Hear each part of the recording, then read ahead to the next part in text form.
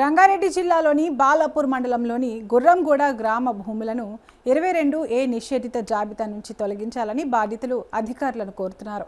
గుర్రంగూడ ఆదిత్యనగర్కు చెందిన వై శ్రీనివాసులు జిల్లా అదనపు కలెక్టర్కు వినతి పత్రం సమర్పించారు. గ్రామంలోని సర్వే నెంబర్లు 193 నుంచి 196 వరకు, అలాగే 201 నుంచి 204 వరకు ఉన్న భూములు చాలా ఏళ్ల క్రితమే లేఅవుట్లుగా మారాయని తెలిపారు. గత 30 సంవత్సరాలుగా ఈ భూములపై ఎటువంటి అభ్యంతరాలు లేకుండా రిజిస్ట్రేషన్లు జరుగుతున్నాయని చెప్పారు.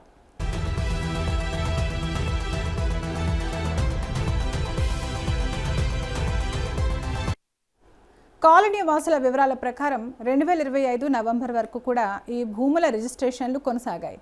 అయితే ఇటీవల అధికారులు ఈ భూములను 22A ప్రభుత్వ భూముల జాబితాలో చేర్చడంతో గత 6 నెలలుగా రిజిస్ట్రేషన్లు పూర్తిగా నిలిచిపోయాయని ఆవేదన వ్యక్తం చేశారు.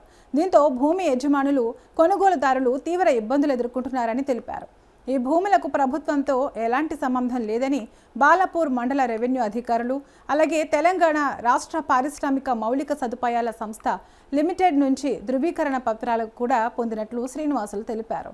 సంబంధిత పత్రాలను రెవెన్యూ అధికారులకు సమర్పించినప్పటికీ ఇప్పటి వరకు 22A జాబితా నుంచి తొలగింపు జరగలేదని ఆరోపించారు.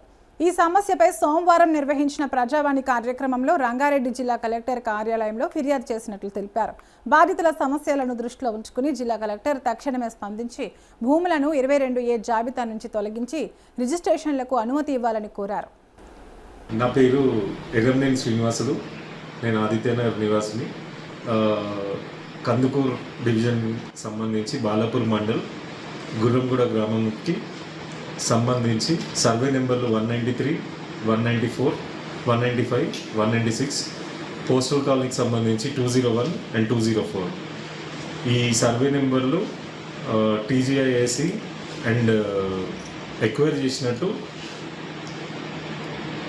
22A కింద పెట్టారు. గత 30 సంవత్సరాలుగా రిజిస్ట్రేషన్లు జరుగుతున్నాయి. 435 ప్లాట్లు ఆదిత్యనగర్ 1 అండ్ 3లో ఉంది. పోస్టల్ కాలనీలో దగ్గర ఒక 400 ప్లాట్లు ఉన్నాయి. ఇవన్నీ మొన్న అక్టోబర్ 2025 వరకు రిజిస్ట్రేషన్స్ జరుగుతూనే ఉన్నాయి. మరి ఎందుకు ఆపారో మనకి అర్థం కావట్లేదు. మన టీజీఐసి వాళ్ళు, రెవెన్యూ డిపార్ట్మెంట్ వాళ్ళు ఆల్రెడీ మనకి ఎన్ఓసీలు కూడా ఇచ్చారు. ఎక్వైర్ చేసుకోలేదని ఇచ్చారు. అండ్ రెవెన్యూ వాళ్ళు ఏమో పట్టాలండి అని ఇచ్చారు. దీనికి సంబంధించి కలెక్టర్ గారికి, అడిషనల్ కలెక్టర్ గారికి కూడా మనం నిన్న రిప్రజెంటేషన్ ఇవ్వడం జరిగింది. ఆ రిప్రజెంటేషన్ మీద జాయింట్ కలెక్టర్ గారు స్పందించారు. మనకి ఫేవర్గా చేస్తానని కూడా చెప్పారు. అది తొందరగా యాజ్ ఎర్లీ యాజ్ పాసిబుల్ చేస్తే బాగుంటుంది. ఇప్పుడు జిహెచ్ఎంసీలో కలిసినా కూడా ఇంకా పర్మిషన్స్, నిన్న మొన్న కూడా పర్మిషన్స్ వచ్చాయి మనకి.